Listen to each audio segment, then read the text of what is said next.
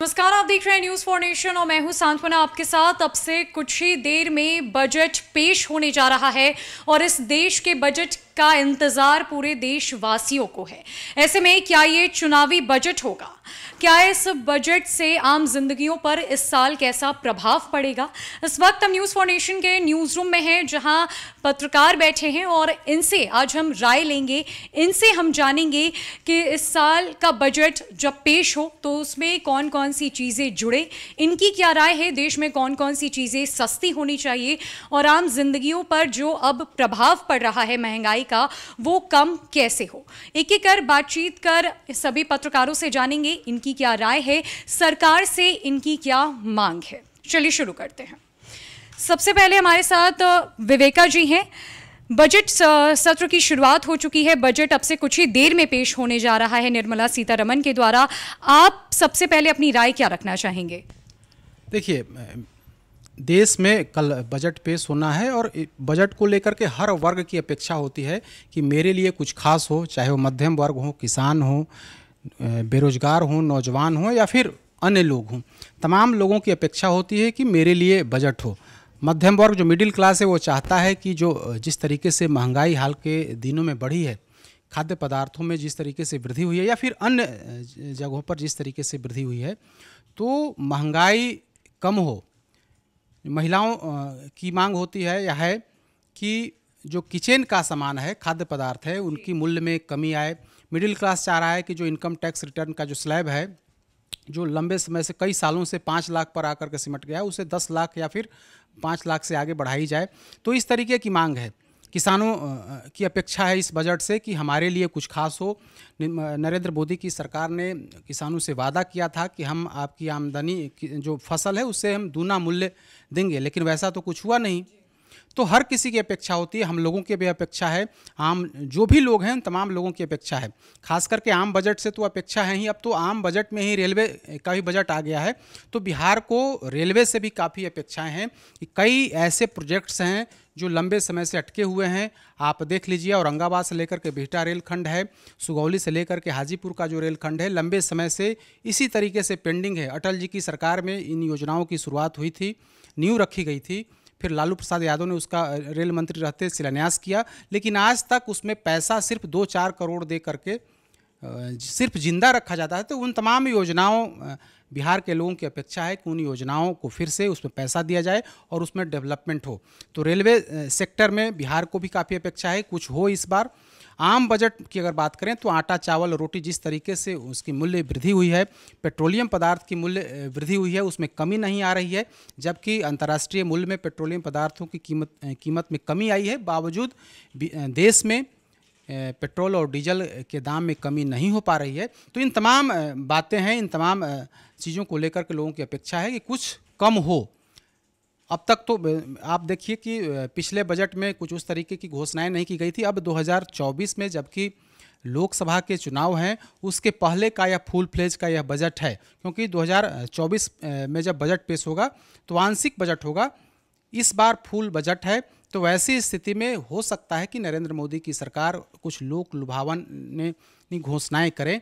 अब देखने वाली बात होगी कल जब बजट पेश होगा तो क्या देश की अपेक्षा पर वित्त मंत्री खरी उतरती हैं या नहीं। सबकी अपेक्षाएं होंगी, लेकिन हम लोगों की भी यही अपेक्षा है कि महंगाई में ज़रूर कमी आए, पेट्रोलियम पदार्थ के मूल्य में ज़रूर कमी की जाए। बिहार में जो कई रेल योजनाएं अटकी पड़ी हैं उसको लेकर के कुछ केंद्र की सरकार घोषणा करे या फिर बजट में ऐसा कुछ प्रावधान करे। तो इन तमाम बातों पर सबकी निगाहें रहेंगी, हम लोगों की भी नज़र रहेगी और अपेक्षा भी है कि बिहार को कुछ खास उसमें मिलेगा।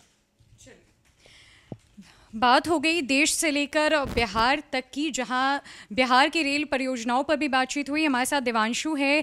बजट पेश होने जा रहा है कुछ ही देर में। व्यक्तिगत तौर पर अगर बात की जाए तो आपकी क्या अपेक्षा है सरकार से? देखिए, अगर युवाओं की बात करें तो युवा जो है सबसे ज़्यादा उन्हें गैजेट पसंद होता है। देखिए, ऐसे भी ये एक तरह से कह सकते हैं 2024 से पहले ये आखिरी बजट है।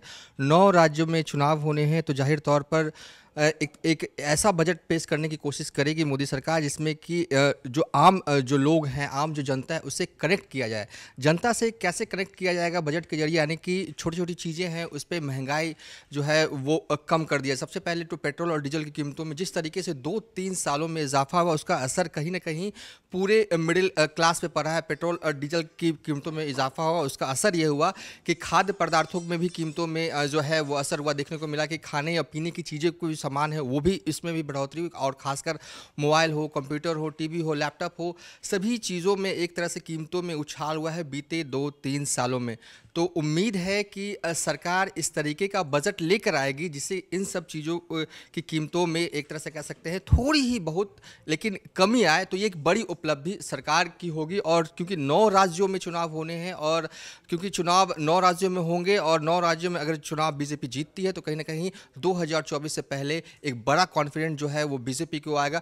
तो जाहिर तौर पर इस तरीके का बजट जो है वो सरकार की तरफ से आना चाहिए जिसमें कि किसानों को भी एक बड़ी राहत, क्योंकि देखिए लगातार जिस तरीके की खबरें आ रही थी, यूरिया नहीं मिल रहा है, डीएपी नहीं मिल रहा है, तो कहीं ना कहीं अब किसानी करना भी बहुत मुश्किल भरा काम हो गया। किसानी करते हैं, कभी मौसम की मार हो जाती है, तो उस तरीके का जो है मुनाफा अब किसानी में रह नहीं गया। तो किसानों को भी सरकार को सोचना चाहिए और कुछ एक बड़ी राहत किसानों के लिए भी लानी चाहिए। और छोटी छोटी सामग्री जैसे कि महिलाओं के लिए भी छोटे छोटे जो खाने पीने के सामान है उसमें भी थोड़ी बहुत अगर कमी कर देती है सरकार तो एक बड़ी उपलब्धि आखिरी बजट में सरकार की तरफ से होगी।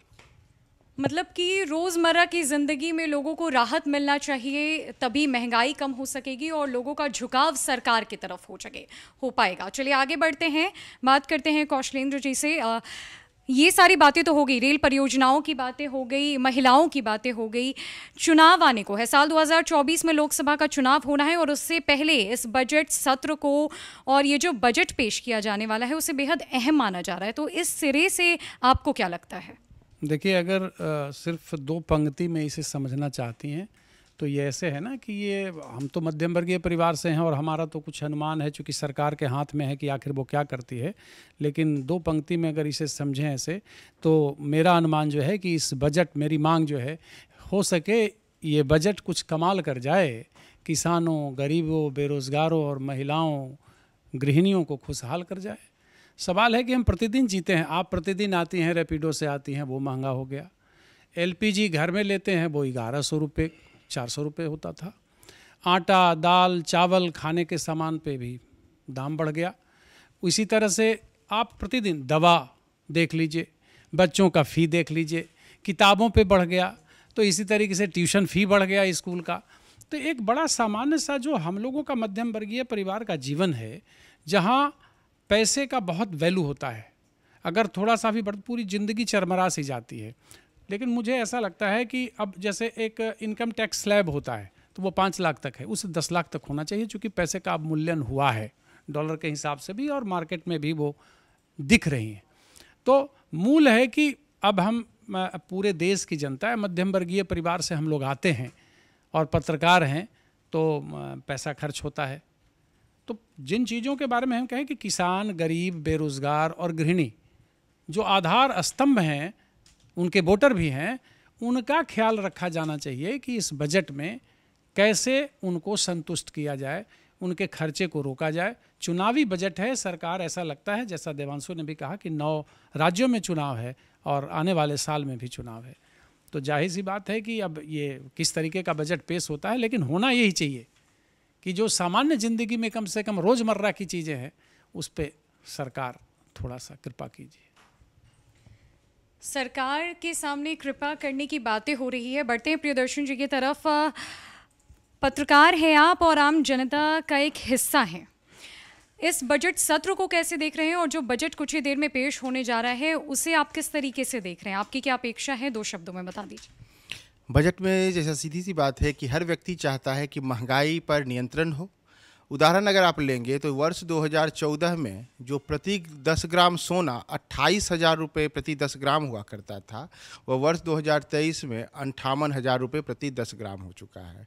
यानी कि 2014 से 2023 आते आते इसमें 30,000 रुपये प्रति 10 ग्राम की बढ़ोतरी हुई है। जो आटा 17 रुपये किलो मिलता था वह इस समय 38 से 40 रुपये किलो मिलता था, और जो डाटा यानी कि जो आप मोबाइल यूज़ करते हैं वह अगर 250-300 रुपये में था तो वह अभी 700 रुपये में हो चुका है। यानी कि आटा हो या डाटा या फिर सोना हो या उर्वरक, सब कुछ पे महंगाई दोगुनी तेगुनी नहीं बल्कि कई गुनी बढ़ चुकी है।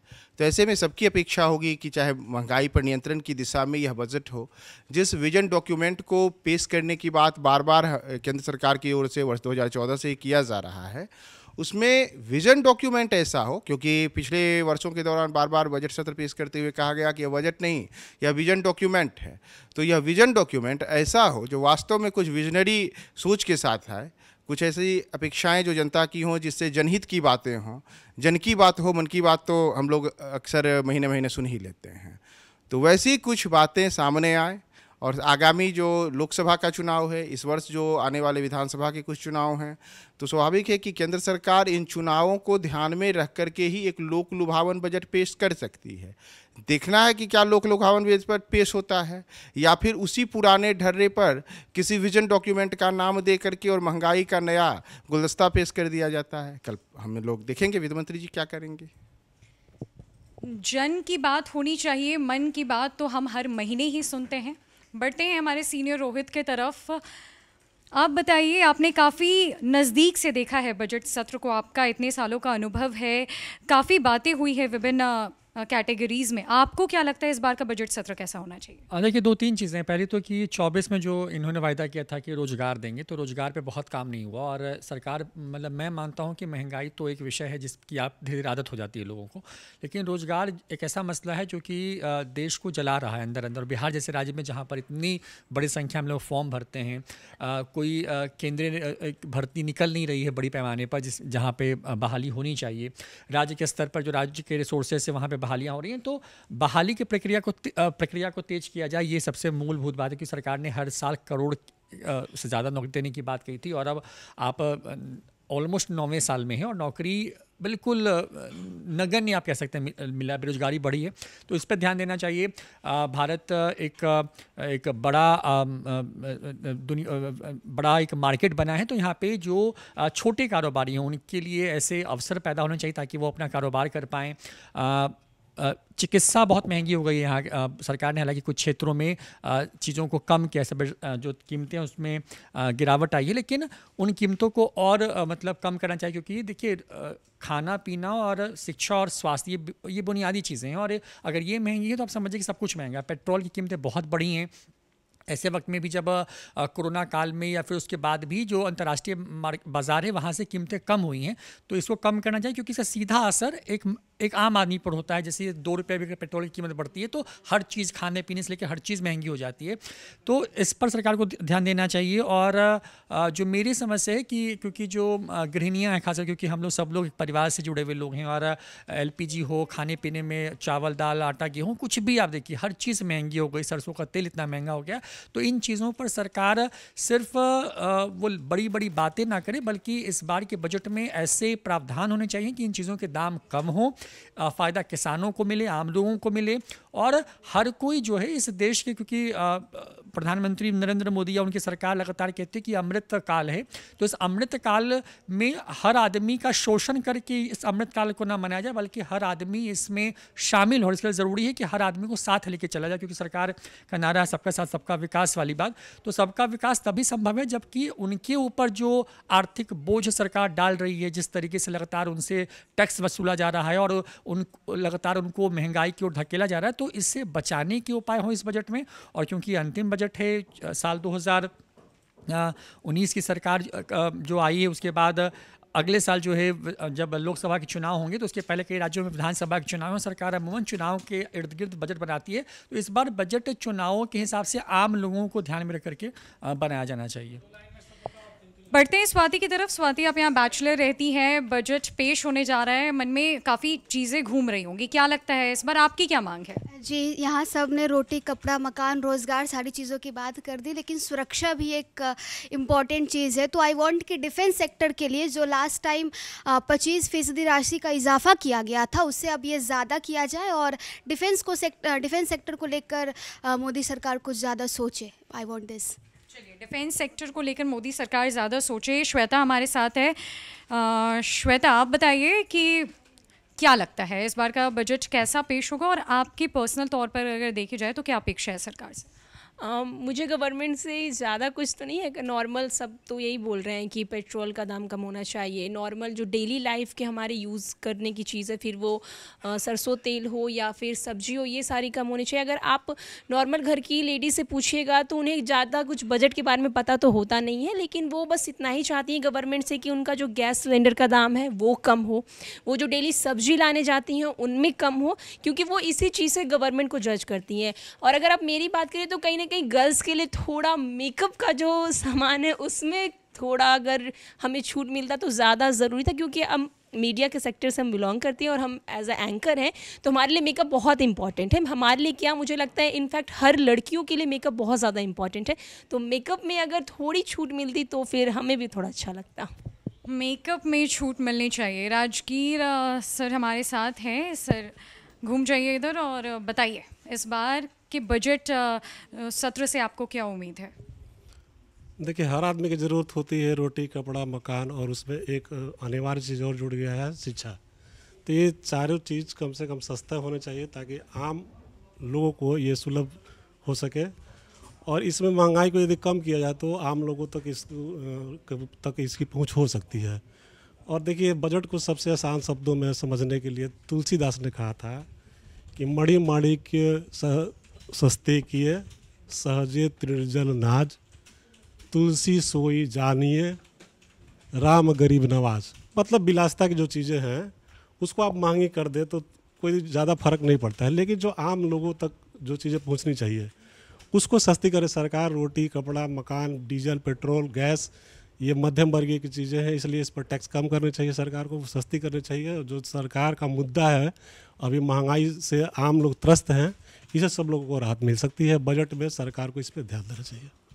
ठीक है, वर्तिका, 2 लाइन में बता दीजिए बजट जो पेश होने जा रहा है उससे आपकी क्या उम्मीद है, क्या अपेक्षाएं हैं? क्या लगता है, कम होना चाहिए, क्या सस्ता होना चाहिए? इस बार सरकार से मेरी उम्मीद है कि सरकार एजुकेशन लोन को जो है, हमारे युवा यहाँ से दूर दूर तक जाते हैं पढ़ने, देश विदेश जाते हैं, तो उन्हें एजुकेशन लोन की ज़रूरत पड़ती है, तो वो कम कर दे सरकार। और दूसरी चीज़ कि सफ़र, हम लोग ट्रैवल करते हैं तो टिकट जो होता है, ट्रेन की टिकट, बस की टिकट के दाम बहुत ज़्यादा है, उसको कम करें। और साथ ही सबसे बड़ी चीज़ ये, एक लड़की होने के नाते मेकअप प्रोडक्ट्स जो हम लोग अभी लिपस्टिक लगाते हैं, छोटी मोटी जो प्रोडक्ट्स खरीदते हैं, उसको ज़रूर कम करना चाहिए। ये एक लड़की की नहीं, सारी लड़कियों का यही डिमांड है। चलिए ठीक है, मेकअप प्रोडक्ट्स, मेकअप दरों में कमी आनी चाहिए, ये लड़कियों की खास डिमांड है न्यूज़ रूम से। चलिए ठीक है, अब बढ़ते रोहित की तरफ। आप बताइए, 2 शब्दों में ही बता दीजिए, क्या लगता है क्या कम होना चाहिए? देखिए, रोज़ की मर्रा है, पेट्रोल, डीजल और इलेक्ट्रॉनिक सामान है, ये काफ़ी चीज़ें ज़्यादा बढ़ चुकी है। जैसे बाइक की बात करें तो वो भी दोगुना हो चुकी है। ये सब चीज़ें में कमी आनी चाहिए और ज़्यादा रोज़मर्रा की खबर है वो सब कमी होनी चाहिए।